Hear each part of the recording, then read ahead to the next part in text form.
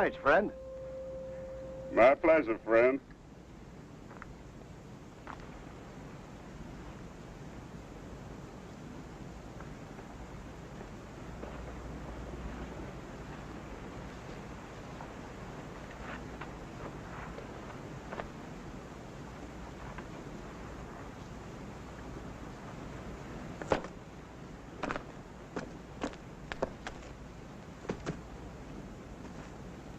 I was just a second or two away from buying it.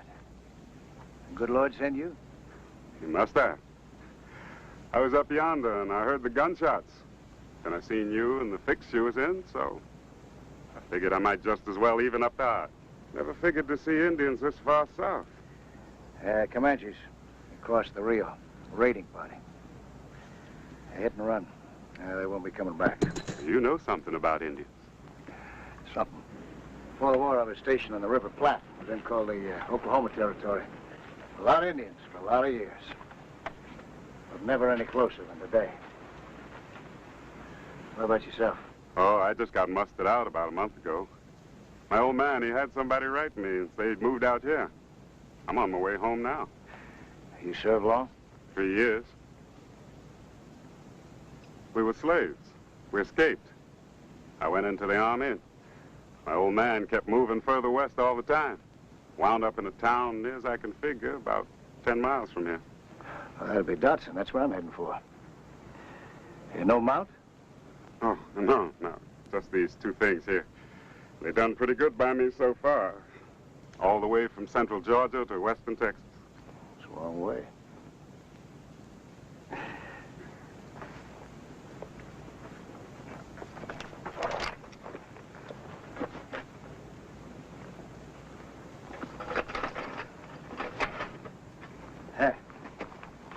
Try these. I couldn't take your boots. Why not? Go on, take it, friend. Listen, if it weren't for you, I'd be skewered like a turkey, with no need for boots or anything else. Will you sit down here and try them on out? Come on, here, put them on. Sit down.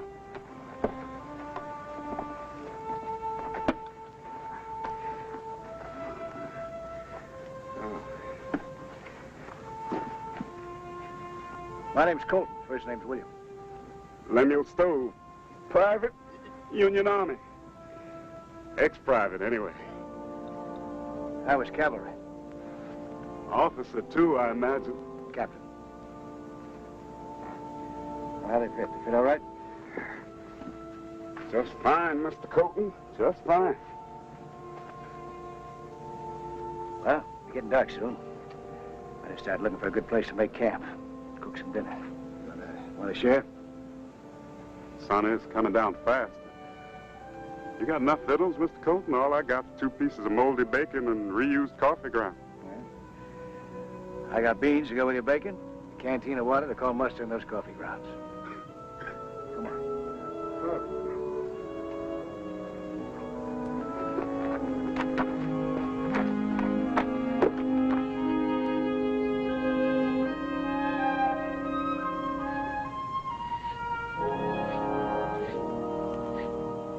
Why don't you let me do that? There's no need to. Well, I'm kind of used to it. So am I. You do that in the cavalry, don't you? Look after your own horse. Yeah, that's rule 1. When you work on a farm as a slave, that's rule 1 also, Mr. Colton. Well, it must be good to be free? Yes, sir. As far as I'm concerned, that's all there is, to be free and to be alive. One's like the other, Mr. Colton. Yeah, I believe that.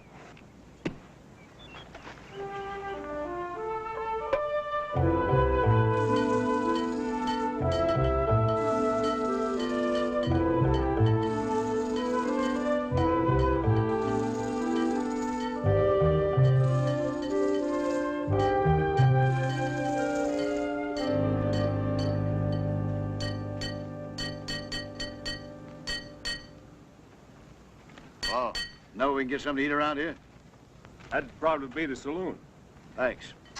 They'll probably be opening up late today. Big goings-on last night. Lasted most of the night. Folks around here probably be staying in their sacks. Big goings on. Well, people have to eat, don't they? We can find my old man. We don't need no restaurant. I heard he was living around here. Name is Stove. Know of him? I don't know anybody by that name. Hey, mister. You can tell me the saddest news in the world, but I got a thing about being looked in the eye.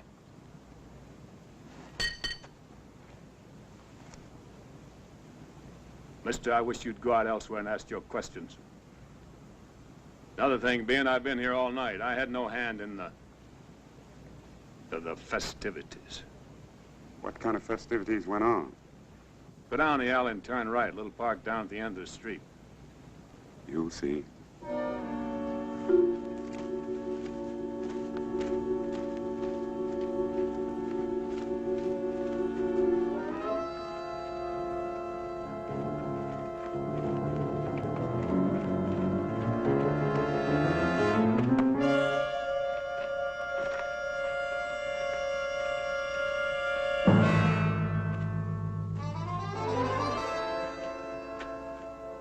Hey, Papa, I'm home. I don't fight the war. I don't fight the war to make us free. Hey, Papa, I'm home.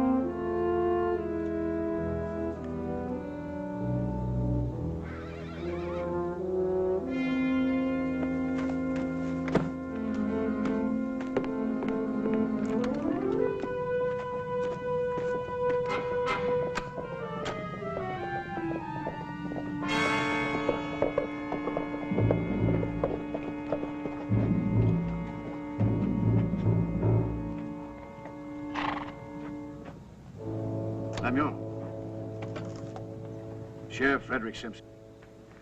Sheriff, Mr. Stove. How do you do, Stove? I'm mighty sorry about this. Dirty way for a man to have a homecoming. What about last night? 8, 10 men, all liquored up. They were wearing hoods, some kind of sacks. Called themselves the Avengers. They rode out here about 8 o'clock at night. Took your old man on a buckboard. Carried him into town. They abused him. Abused him a little. Then they hung him up. That's it. That's it? Believe me, Stove, there's decent people in this town that don't hold with that kind of thing. Where were they last night? You get near to a dozen men, all armed, and all with a point of view, and, well, most people will have to stand aside. You know who they were? I do. Well? It don't help to know their names, Stove. I can't run them in without proof.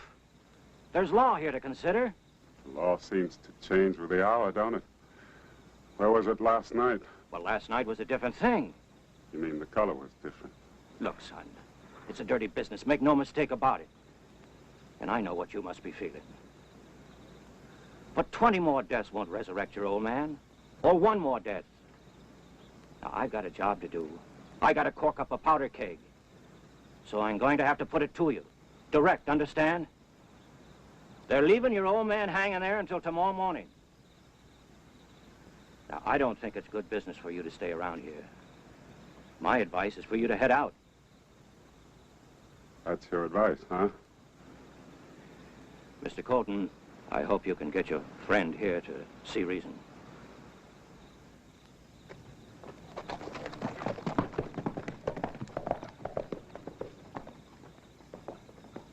You ain't needed here, Mr. Colton.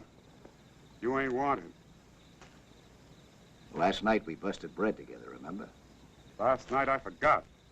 Oh, yeah, I keep forgetting. I keep forgetting the color of the skin underneath this coat. The color of the skin underneath that coat Has nothing to do with a handshake between two men. A dead old slave man hanging from a tree, that changes things.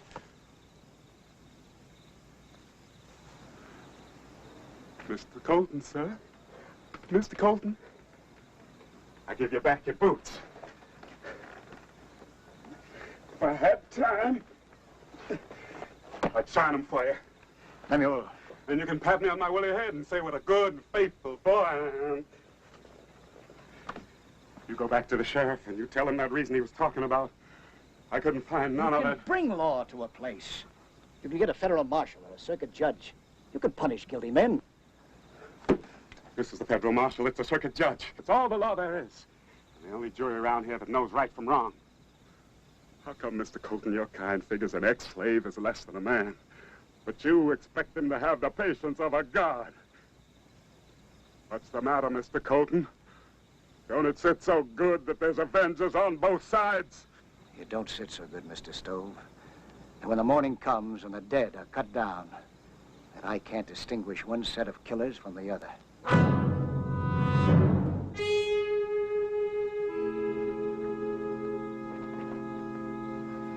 You looking for equality, Mr. Stove? Well, you're down in a pit, eye level with snakes. And that's a pretty low height for a man.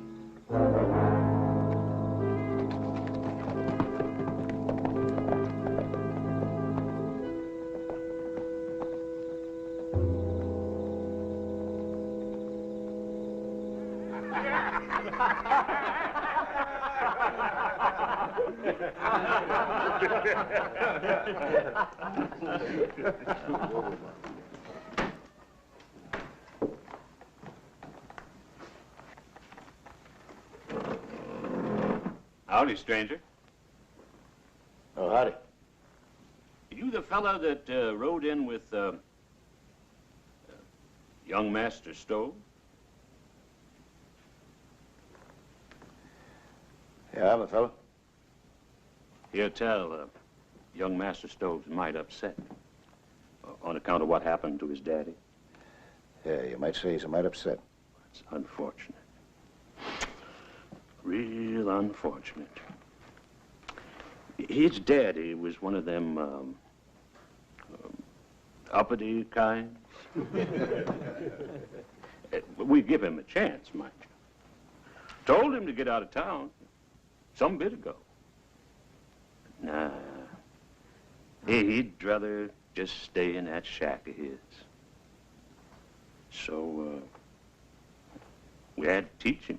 Yeah, we saw him. That was some lesson. You can still see him. He's going to be hanging up there like a flag until tomorrow morning. Ain't nobody going to cut him down. You sure of that? You, no different? I know that jackals run in packs, and even if you stick him in a hood with a fancy name, he's still a piece of filth not fit to walk in the daylight. You inviting, mister? Go on, go for it. There isn't anything on God's earth that I'd rather do right now than shut off your breath. Go on, go for it.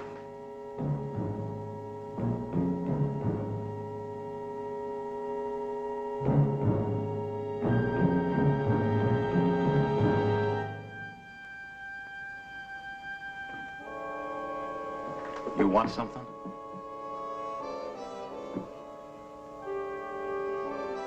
Yeah. Fresh air.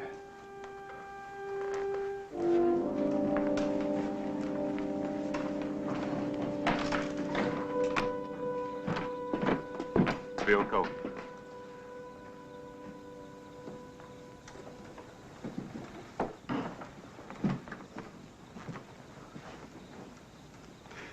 I'd like to ask you a favor. Oh, don't ask it, expect it. I'm going over to cut my old man's body down and then give it a burial. If there's a minister in this town, I'd admire it if he'd come out tonight and say some words out of the book. I'll find out, Lemuel. You got my thanks. I don't figure we'll be seeing each other again after tonight. I think you're dead wrong. I ain't out to pay back no debts, but even so, the most dangerous place in the world is any square piece of earth close to me tonight. That minister, if he does come, I'd admire it if he'd read the service over both of us, my old man and me. This your night to die, is it? That's what I figured.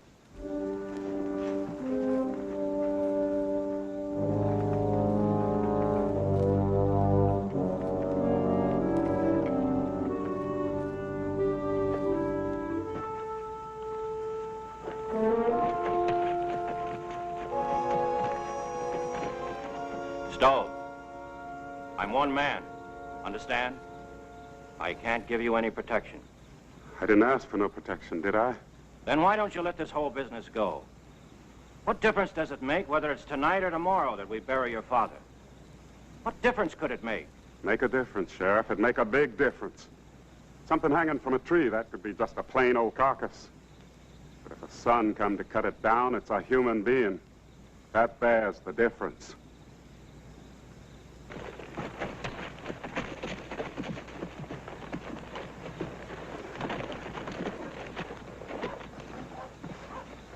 You got some kind of itch? Because you know, you ain't gonna see the morning sun. You got some kind of itch? You ain't gonna see it either. I got a father hanging here. That's why I'm here. What about you? I've got a friend's father hanging here.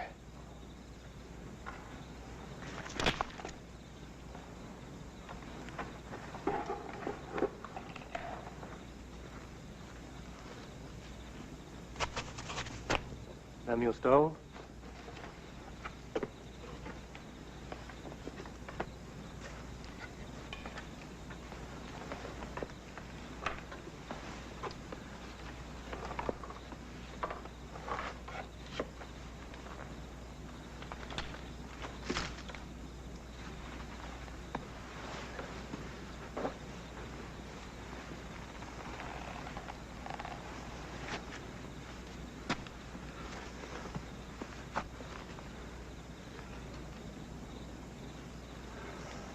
Dear God.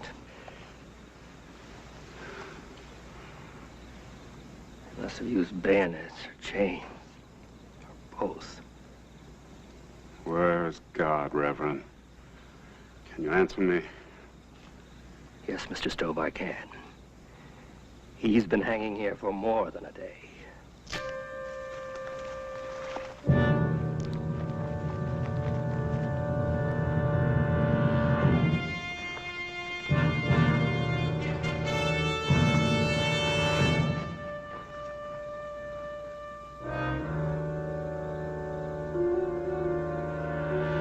Reverend, you'd be doing yourself a favor if you walk away from there. We got no quarrel with you. Why don't you move away, Reverend? I understood, Mr. Stove, that you requested my services to officiate at a burial. I'll leave after the service, and not before. What about you, Bill Colton? I got no place to go. Reverend, stay right where you are. Let me come down here. Stay a few yards away. I didn't aim to get messed up with no minister. Shut your mouth. Mr. Payne and Mr. Deck there, isn't it? Get the names right? It's about as far as you're gonna walk tonight, Colton. Oh, not quite. Now, there's a cemetery about a quarter of a mile west of town. That's where I'm walking tonight. That's where you may spend the night. But with company. And that's an oath. Solemn and meant. Well, the cards are cut. Name your game. Here's what you're up against. 2 ex-soldiers, a minister, and a martyred old man. And there you stand. All covered up and huddled together. You're real heroes, aren't you, huh?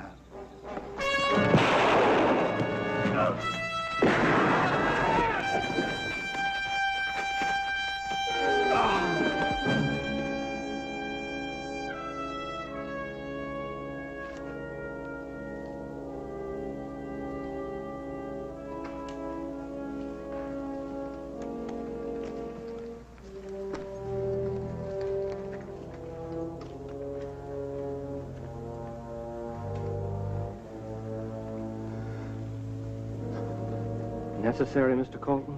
Was it? This much death? I'd like to find the answer to that myself, Reverend. And I'd like to live with it.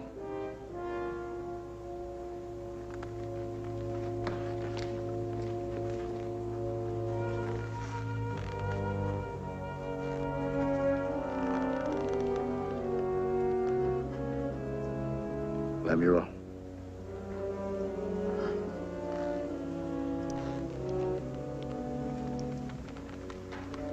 Lemuel Stove.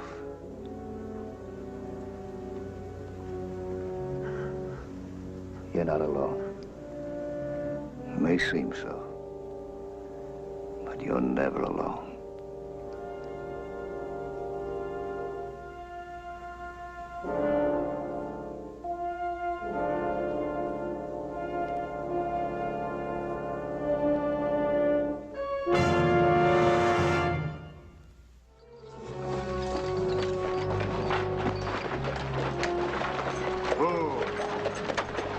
Do it, Sheriff. Thanks for your help, Mr. Colton. No help, except to collect the dead. How many dead, Sheriff? 20 all told. 2 infants. And 2 children. Apaches. Apaches. And they got everybody.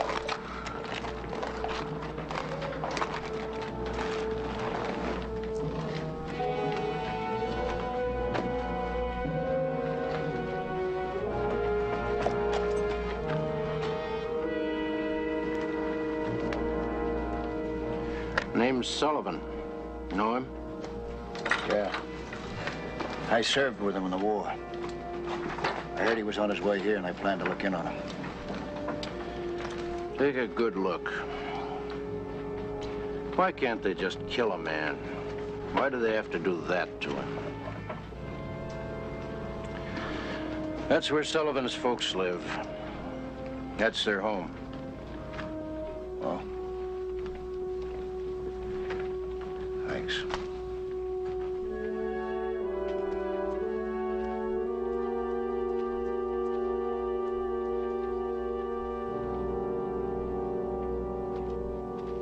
Mr. and Mrs. Sullivan, my name is William Colton. I knew your son in the Army. Did you see him out there, where it happened? I was on my way into town when I saw the smoke. A few minutes later, the sheriff and his men came around, but not in time. They got everybody in the wagon train. 20 all told. We were planning a party for him, for Joe. There'll be no party now. We're obliged to you, Mr. Colton, for dropping by. I'm deeply sorry, Mr. Sullivan, ma'am. Mr. Colton. Joe wrote to us about getting married, about acting as scout for the wagon train. But his wife was to join him here. She's coming in on tonight's stage. Got her baby with her. I wonder if I might ask you a favor, Mr. Colton. Name it. Joe's wife. We've never even met her. Don't know nothing about her. Well, you knowing Joe and all. I wondered if you'd mind coming with me to meet her. Her and her baby. Sure I will. If it's me you want there. You were Joe's friend. I don't know, it seemed it might be easier if somebody was with me. I understand. Don't even know what she looks like. Her name's Sue. We don't know what she looks like, don't know nothing about her. Joe didn't write to us much. Indians. Savage animals, that's what they are. Would to God they all die. All of them. Destroy them. Burn them. Kill them.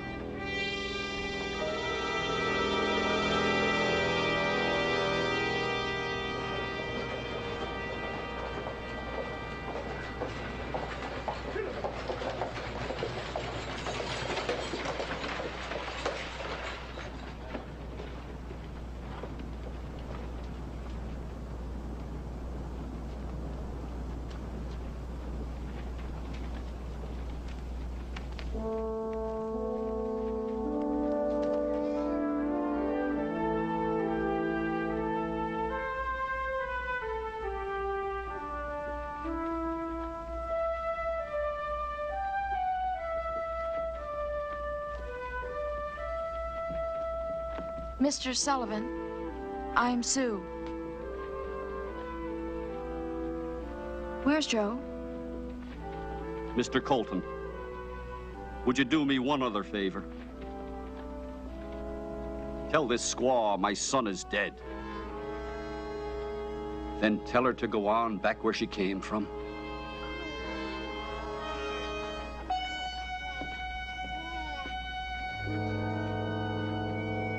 Mr. Sullivan. Mrs. Sullivan. What did he mean his son is dead? Yes, this morning. I'll tell you all about it. Do you have some baggage? Well, I need baggage. Do you think I shall be staying? Joe told me his mother and father would understand. Not to write them that I was an Indian. It would take time. That's all that was needed, time. Yes. Yes, it will take time. It'll take time, Mrs. Sullivan. But you're their son's wife. It's their grandchild. What happened this morning? What happened to Joe? There was a massacre outside of town this morning. Apaches intercepted a wagon train. There were 20 dead. Joe was one of them. Apaches. Redskins. You say his mother and father will understand. That it will take time, but they will understand. His father did not look at me with the eyes of a man looking at his son's widow. I am his son's murderer. Is there a place I may stay? There's a hotel here. An Indian in their hotel. Well, you can use my room.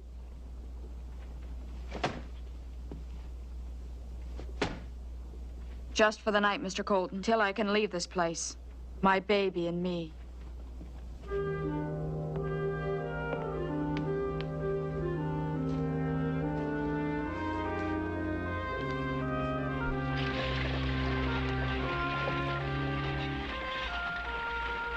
This way, Mr. Sullivan.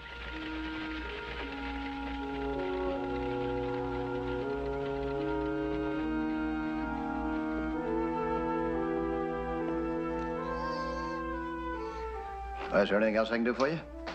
I mean, anything that you might need? Nothing more, Mr. Colton.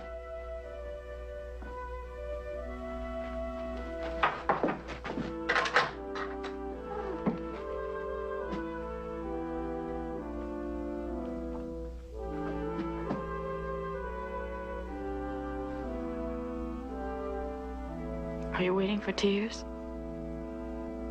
Haven't you heard of the stoic Indian? We are carved out of rock. We do not cry.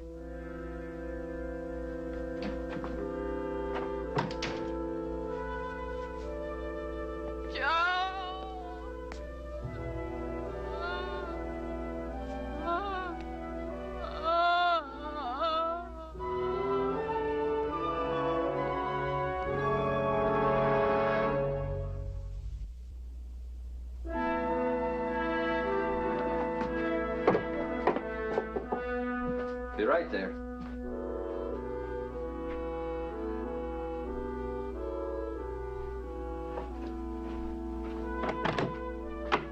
Oh, good evening. Come in, Mr. Colton. Come in.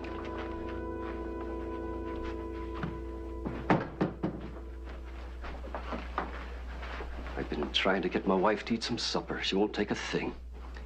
You've had yours, have you? I've some sandwiches and some milk. No, thanks.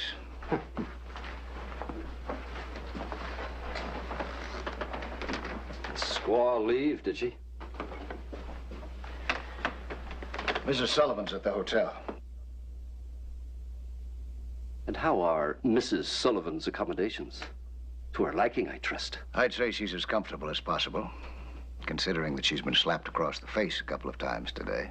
A couple of times? Yes. First by a death, And then by a denial. Denial?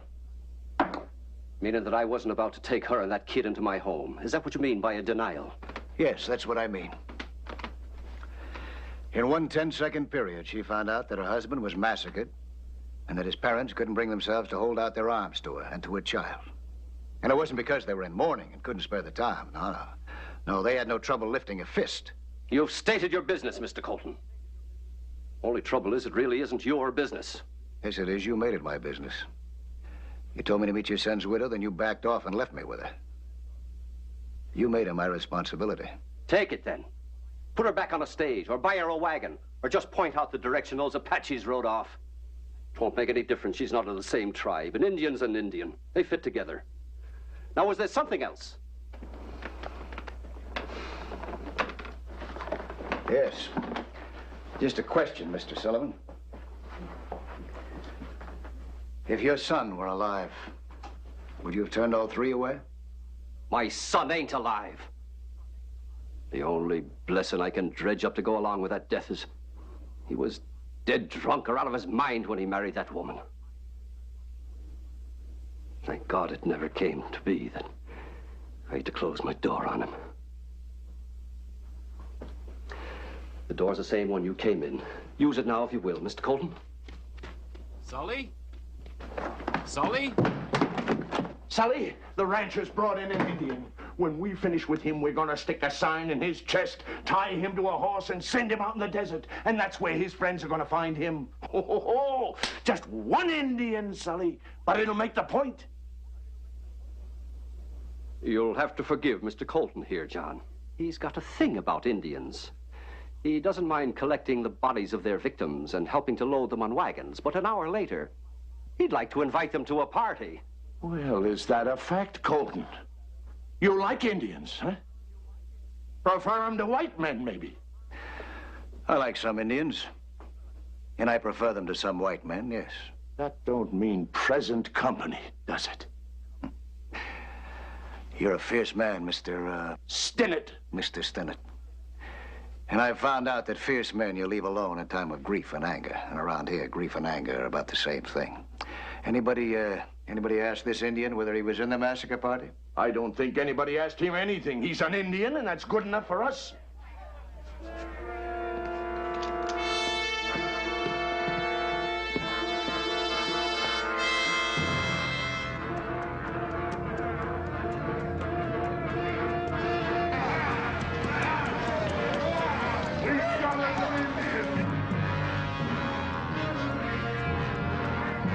Mister, if that ain't good enough for you, that means you ain't on our side.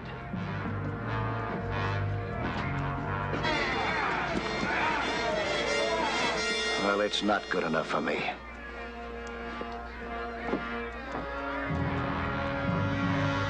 He got us an Indian.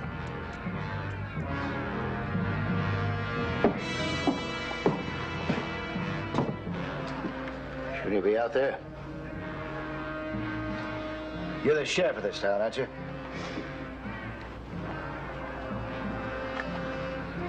Oh, just retired, did you?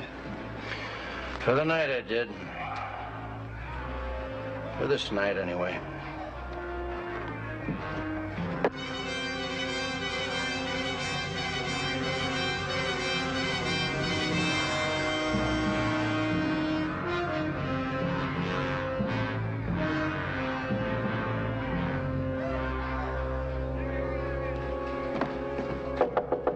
Yes? Mrs. Sullivan, it's me, Bill Colton. Come in.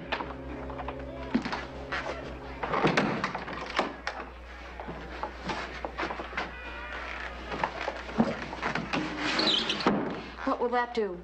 What? Shutting out the noise. Will that make us forget what's happening down there? No, ma'am, but we'll be able to talk. What do we talk about, Mr. Colton? The late war? The Indian school in Montana where I learned to wear dresses and shoes and speak the language of the civilized white man? Civilized white men, Mr. Colton, whose language on occasion can be heard through closed windows. Mrs. Sullivan, I'm not an opponent, so I don't feel that I have to apologize for the savages of my race any more than you have to for yours. Now, listen, I came here to tell you that I think it'd be a lot safer if you left town. Now, you better pack up. We'll go out the back door and over to the stable. I've rented a wagon. And go where, Mr. Colton? Someplace safe. We're just anywhere out of this town. Another town would be safer. Another town would welcome us. Mrs. Sullivan, there is no time for me to explain to you, or maybe to myself, what makes men mistake vengeance for justice. When it happens, then on occasion they do make that mistake. Now listen, we could stand here until dawn and discuss the phenomenon of prejudice. But part of that phenomenon is that if you stick good men into a mob, take away their names, faces, identity, take away their responsibility, they're no longer good men. Now, when they get finished trying to make that Indian boy down there scream, they're going to go elsewhere for their pleasure. It might be a hotel room.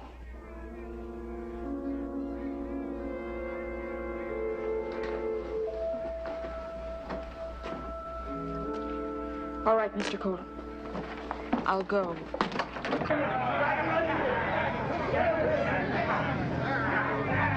Boys, get rid of the sacks. Get those sacks off there.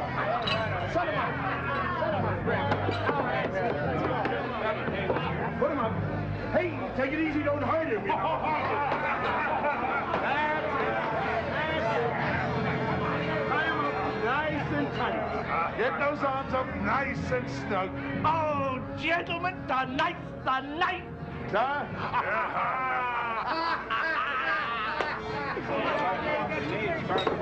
We got us an Indian. Hey, don't sleep yet, big brave. That'll happen later, at the end of a rope. No, don't sleep yet. A little message, Indian boy. You're payment number 1 for a wagon train.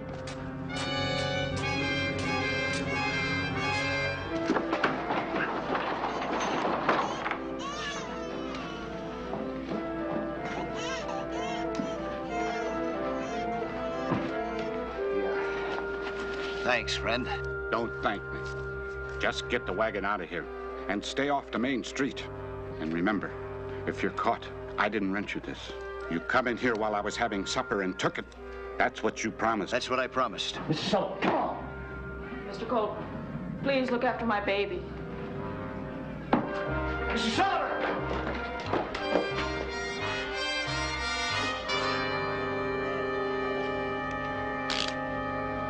Don't you take your eye off that baby.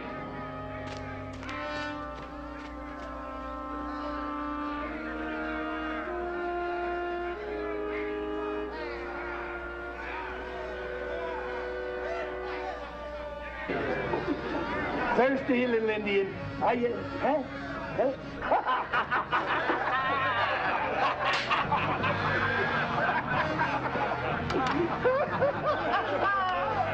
How do you like it, huh?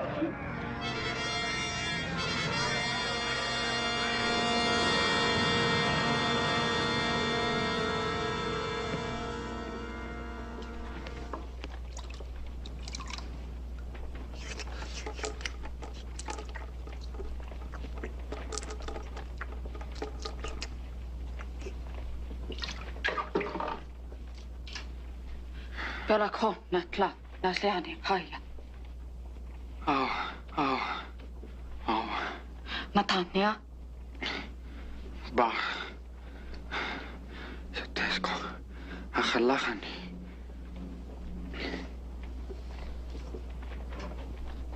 He was not on the raid this morning.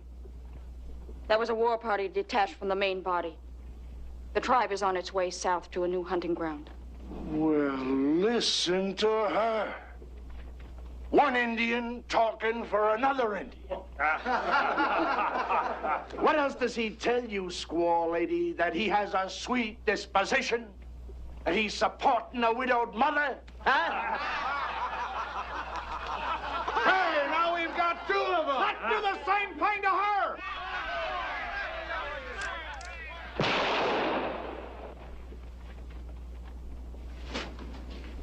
Now, you men have had your fun.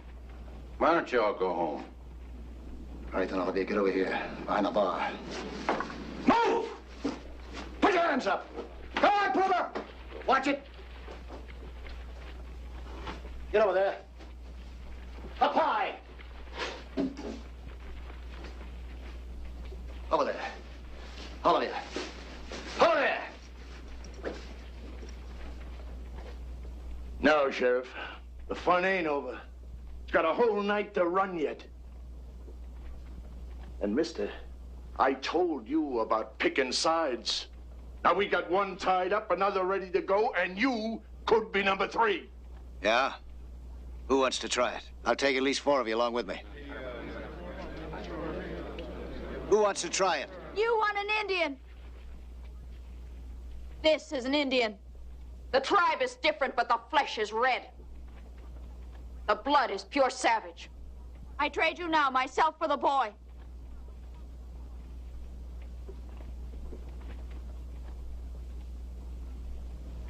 Mr. Sullivan.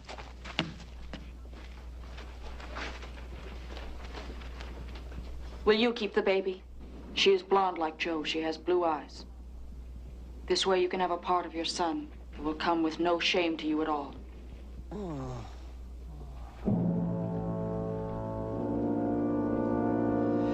Well, looks like you got what you wanted.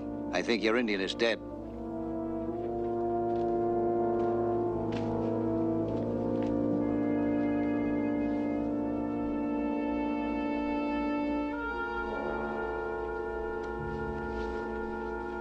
Well, that squares it away. It does for me, anyway.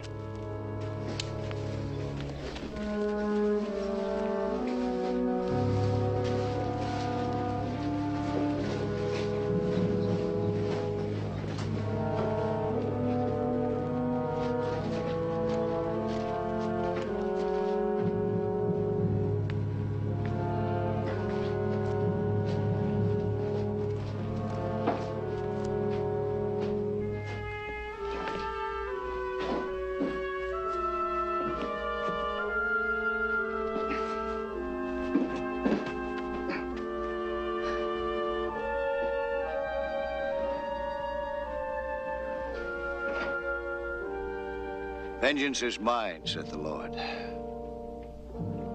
and the good people of Smithtown.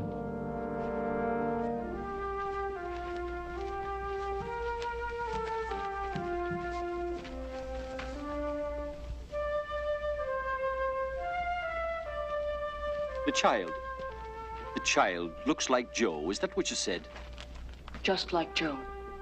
You want to leave her here with us. Is that right? I did. I did want to leave her, but there's no longer any need. Oh, wait a minute. You've got courage, I'll give you that. But wherever you take that kid, you're going to have trouble. So long as you're around, I've got to say it just like this. It'll be an Indian child. Colton, tell her what she can expect. Tell her what kind of chance an Indian child has out here.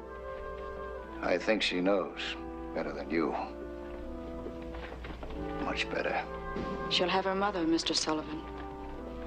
She'll have love and she'll have pride.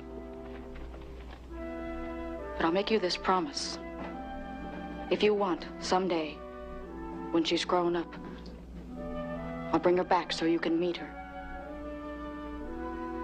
When she's grown up, Mr. Sullivan, and perhaps when you are.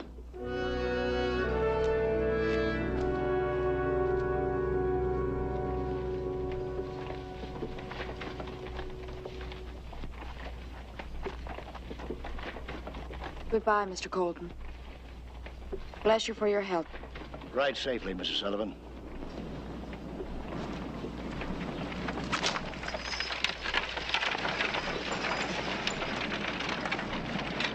She talks real good for an Indian. Real good. She could teach some of us. She already has.